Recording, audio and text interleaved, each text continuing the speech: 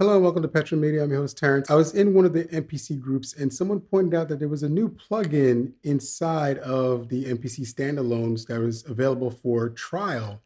And I was a little curious because I didn't see anything in there the day before, but now it's there. It's called Fly Tape 2. And I didn't know about Fly Tape 1, but we have Fly Tape 2. And I'm trying it out for the first time just to see what it can do. I've been looking for an actual tape effect plugin for the MPC standalone, mainly because you have so many things you can do with the MPC that having something that is like a tape effect would be pretty awesome to just really work with. And, instead of me having to always go back into the DAW to actually do everything, it'd just be nice to have the ability to do all of the production work on the standalone machine first. I do love working in hybrid. I don't want anybody to think that I'm camp standalone or camp desktop or any of that stuff. It's more so when I'm working and I'm working fast, I just want to keep it flowing. And that's one of the things that the MPCs actually allow me to do. Any of them really, just get in and work and just keep going, keep going, keep going, keep going. I can do this in Logic as well, but it's a little bit of a slower process. And sometimes because you start thinking and you have so many options, you start to slow down more and more. And I don't want to slow down when I'm in the flow state. I just want to go, go, go, go, get it all out and then say, okay, I think I can stop now. I think this is where I need to transfer to somewhere else. Anyway, let's take a quick look at it because right now it's in trial. I don't see anywhere you can buy it. So I'm assuming that it might be available soon, but I figured, you know what? Let's take a quick look at it and check it out. So this is our first opening of this plugin. It appears to have been available for iPad and for other things before. So if you've had it before, feel free to chime in on how you feel it worked with your DAW or your iPad. For us MPC users, I believe this is the first time we've had it available for the standalone units. It's also available for the desktop too. So if you have a desktop and you prefer using your desktop, it's available on the desktop for trial as well. We're going to zoom in on the actual thing so that you can see it a little bit better. But this is Fly Tape 2.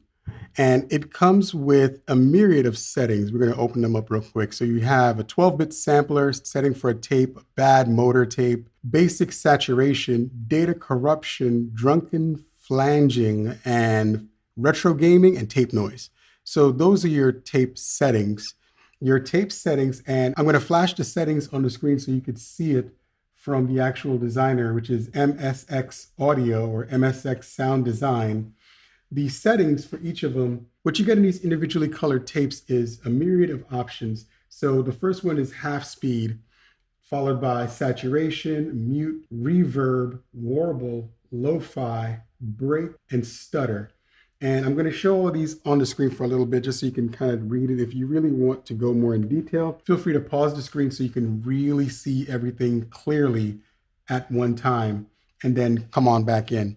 So I'm going to launch this session just so you can hear what it sounds like.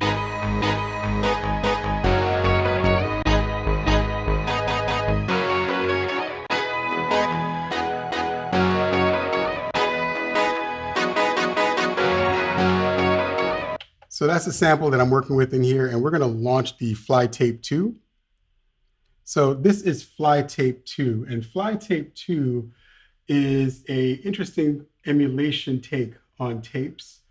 Obviously, we've had tons of these out there on the market, but this one kind of packs it all into one. The only thing I think it's not really doing is some of the features of your standard 2-inch, 4-inch tape scenarios for plugins that you usually get from the mastering side of things. This is kind of like before that. And this is kind of cool. A lot of people have been buying older machines to run tape through to give you this feel. And this kind of gives you all in one. Now, remember, like I said, this was available for iPad and for, I think, some desktop DAWs prior. So now bringing it to the MPC is actually pretty cool. And we're going to zoom in. But as you can see on the screen, I've been showing you the settings, the options that you have. You have speed, saturation, mute, reverb, warble, lo-fi, break, and stutter at the bottom of this plugin. And feel free to pause and go through all of these and take a look at it on the screen to see all the details and then come and jump on back into the video once you're done doing that. With this plugin, we're going to go ahead and just run through some things. There's some interesting features that I noticed. With the buttons, you can actually touch the screen and touch the buttons, and I'll zoom in so you can see this a little bit better. And you can actually just trigger it instantaneously, but I can also set it to stay if I swipe down, like I'm pressing the tape button. And if you swipe up, it turns them all back off. I thought that was pretty cool little touch. It also does it if you just touch it. So you swipe down and then you just touch, it turns it back off. That is kind of cool. So let's check these out. So you have the initial patch.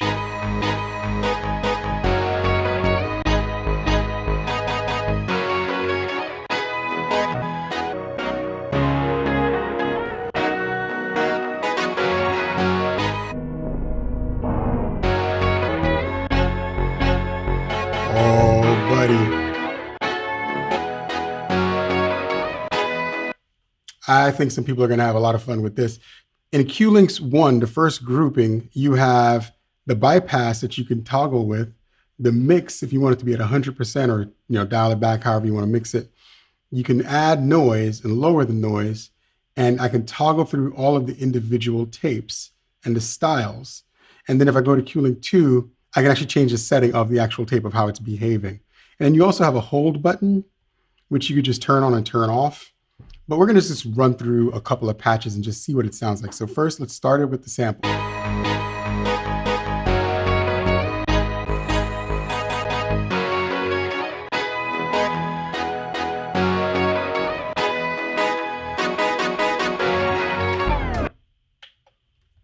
And it seems like the initial setting is the speed one. So with speed, you can, change the speed of the tape. So let's go ahead and do that.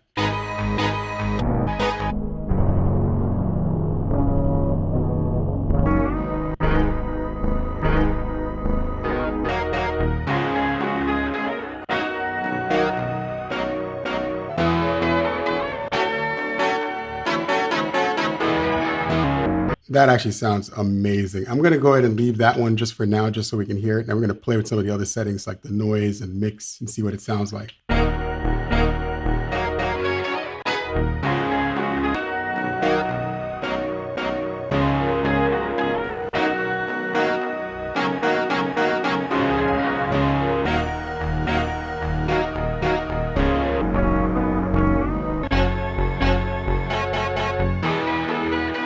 That's pretty natural. That's really like a smooth, natural sounding noise. It's not like harsh.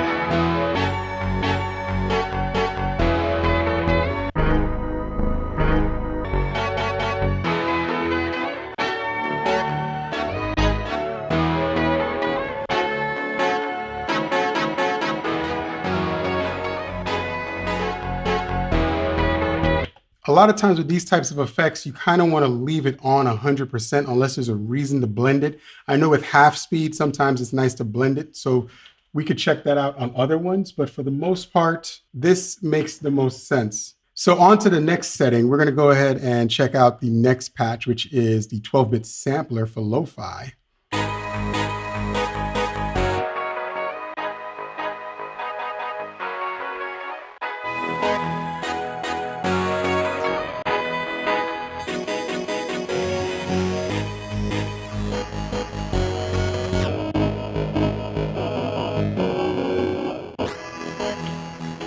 So the 12-bit sampling feature on here is actually pretty cool. It definitely gives you that little bit of grit, but at the same time, it kind of feels real digital. So I would think that this is something that you'd want to use sparingly. You wouldn't want to overdo it. You definitely want to mix that in a little bit more, not so much put it in full on, full blast. But again, it also depends on the style of production you're working on at that time. Maybe what you're doing calls for that. So now we have the bad tape motor. Oh, you know what? I'm going to be using this one. I'm already liking this. Let me go back to the first one.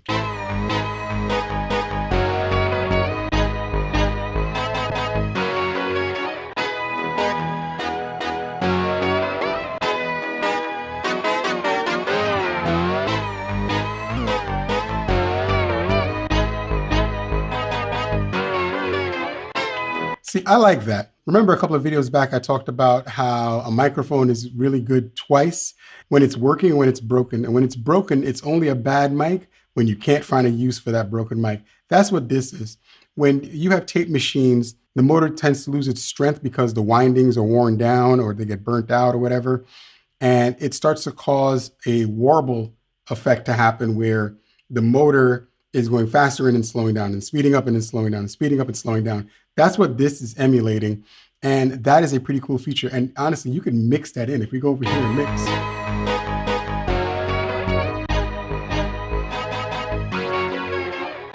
I'm going to pick a more extreme version.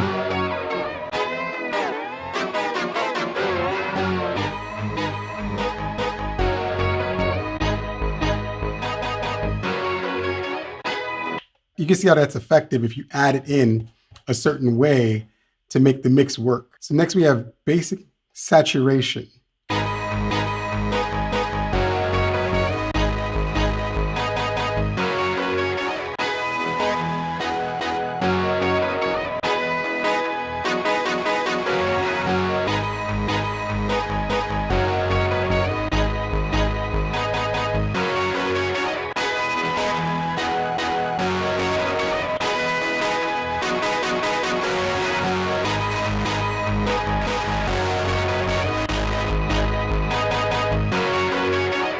Yeah, it's a little harsh for me. I kind of like the drive one more than all the other ones, but again, I can use amp and boost if I turn the mix down so that it's not so aggressive. So next you have data corruption. Now, if you know anything about tapes, over time, the tape material would fade.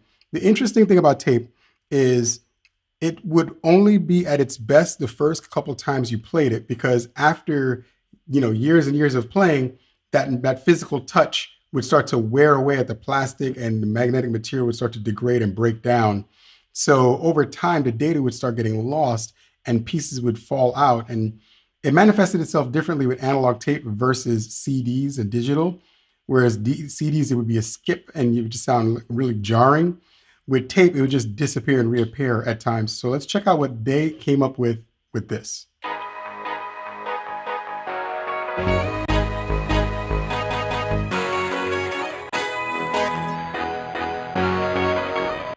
Oh yeah, I remember that.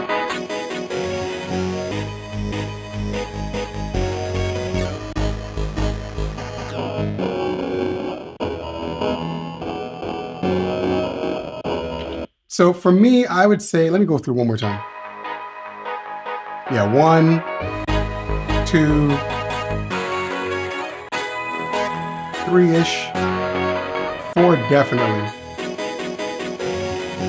5. So 1 through 5 sound the most like the real deal with the tape degrading and breaking down. I would probably say filter the highs out of number 5 a little bit more to be more accurate, but that sounds like it. The rest of them sound more digital. Yeah, the rest of them sound a little bit more digital, but the first 5 sound great. You have drunken flanging. I can only imagine what this sounds like.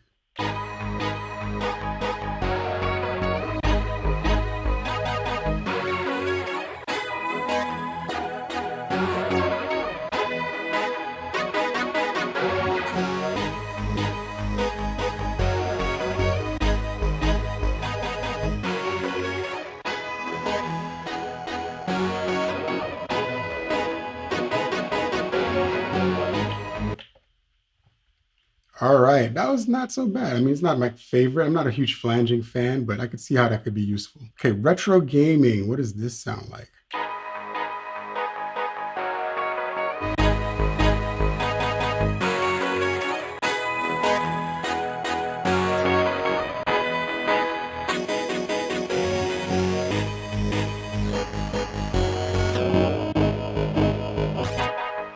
So I think retro gaming and data corruption kind of sounds similar, but I can hear some slight differences with the two of them. Tape noise. Let's see.